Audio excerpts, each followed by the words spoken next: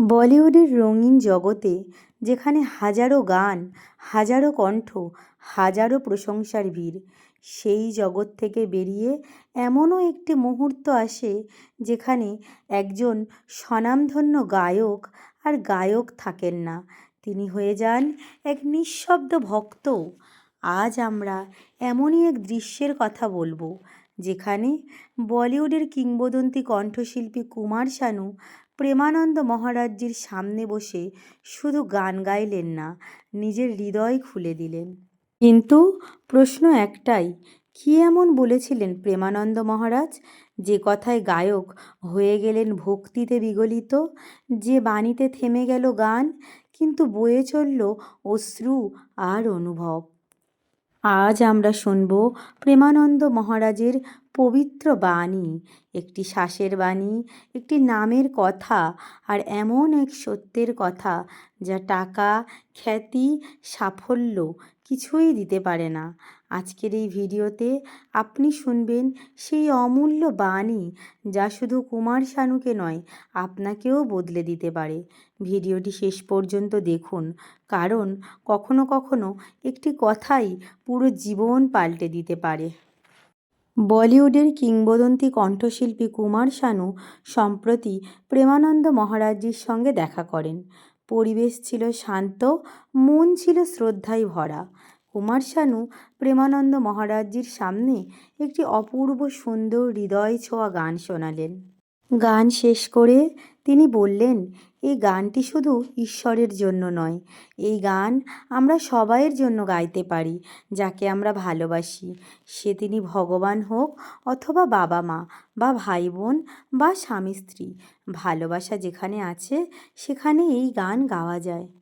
তারপর প্রেমানন্দ মহারাজজি কুমার শানুজির উদ্দেশ্যে বললেন, আমি সবাইকে একটা কথাই বলে রাখি, আমাদের যে নিঃশ্বাস প্রশ্বাস আছে সেটাই জীবনের সবচেয়ে দামি সম্পদ। তিনি প্রশ্ন করেন, এই আপনি 50 বছর ধরে ধন সম্পত্তি ঐশ্বর্য টাকা যা কামিয়েছেন, এই সব কিছু দিয়ে যদি বলেন আমাকে আর 5টা নিঃশ্বাস প্রশ্বাস এক্সট্রা দিন, যতটা আমার প্রাপ্য বা যতটা আমার আয়ু, তাহলে কি সেটা সম্ভব হবে? আপনার জন্য যে কটা শ্বাস প্রশ্বাস গোনা আছে আপনি ঠিক সে কটাই পাবেন, তার একটাও বেশি আপনি কখনোই পাবেন না। এটা কখনোই সম্ভব নয়। এই একটি নিঃশ্বাস প্রশ্বাসের দাম কোনো সম্পদে মেটানো যায় না। তাই আমি বলি কি, এত দামি শ্বাস, এত দামি নিঃশ্বাস আমরা যেন নষ্ট না করি। প্রত্যেকটা শ্বাসে, প্রত্যেকটা প্রশ্বাসে আমরা ভগবানের নাম জপ করি। জীবনের এক একটি মিনিটও নষ্ট না করে, এক একটি ক্ষণ নষ্ট না করে যদি প্রতিটি মুহূর্ত ভগবানের নাম স্মরণ করে কাটাও, তাহলে এই শ্বাস আরও দামি হয়ে উঠবে। প্রেমানন্দ মহারাজজি বললেন, এই এত দামি শ্বাস প্রশ্বাস বৃথা যেতে দিও না। তাই এই শ্বাসে প্রশ্বাসে নাম জপ করো, যেই নাম তোমার প্রিয়। তোমার শিব নাম যদি প্রেম হয় তাহলে তুমি উঠতে বসতে শ্যাম সদাশিব শ্যাম সদাশিব নাম জপ করতে পারো। যদি রাম নাম প্রিয় হয় তাহলে রাম নাম জপ করতে পারো। যদি কৃষ্ণ নাম প্রিয় হয় তাহলে কৃষ্ণ নাম জপ করো। যদি রাধা নাম প্রিয় হয় তাহলে রাধা নাম জপ করো। তবে জপ করো বাছা, জপ কখনো ছেড়ো না। প্রেমানন্দ মহারাজজি আরও বললেন, নাম স্মরণ থেকে ঈশ্বরের প্রাপ্তি হয়। নাম স্মরণ মাত্রই মানুষের জন্ম আর সংসারের বন্ধন থেকে মুক্ত হতে শুরু করে। তাই এই নাম জপ কিন্তু অনেক দামি, অনেক কিমতি। মহারাজজি তারপর তার সমস্ত ভক্তদের উদ্দেশ্যে বললেন, যদি এত টাকা ইনকাম করেও তুমি সুখে না থাকো তাহলে সেই টাকার কি দরকার? আমরা ভাবি আমাদের কাছে যদি প্রচুর ধন সম্পত্তি থাকে তাহলে আমরা হয়তো সুখে থাকব, কিন্তু এটা ভুল। টাকা কখনো মানুষকে সুখ দিতে পারে না। তোমাকে যদি এক ঘর ভর্তি টাকা দিয়ে যদি কাউকে আটকে রাখা হয়, দুদিনের মধ্যেই সে বলবে, আমাকে বের করো, আমি গরিব থাকবো কিন্তু এই টাকার ঘরে আর থাকতে চাই না। শ্রীজির কাছে অনেক নামি দামি ধনী ব্যক্তি আসে, তাদের ধন সম্পত্তি বা টাকার কোনো অভাব নেই, তাহলে তারা কেন আসে ভগবানের খোঁজে? একটু সুখের জন্য, একটি শান্তির জন্য। টাকা যদি সুখ দিতে পারত, তাহলে তো ওই মানুষগুলো সুখী হতে পারত। তাই টাকা কখনো সুখ দেয় না। সুখ দেয় ভগবানের নাম, ভগবানের স্মরণ। তাই জীবনের প্রতিটি ক্ষণ, প্রতিটি মুহূর্ত, প্রতিটি মিনিট তুমি ভগবানের স্মরণে কাটাও, ভগবানের নাম জপ করে কাটাও। ভগবান দূরে কোথাও নেই, তিনি আমাদের সবার মধ্যে আছেন।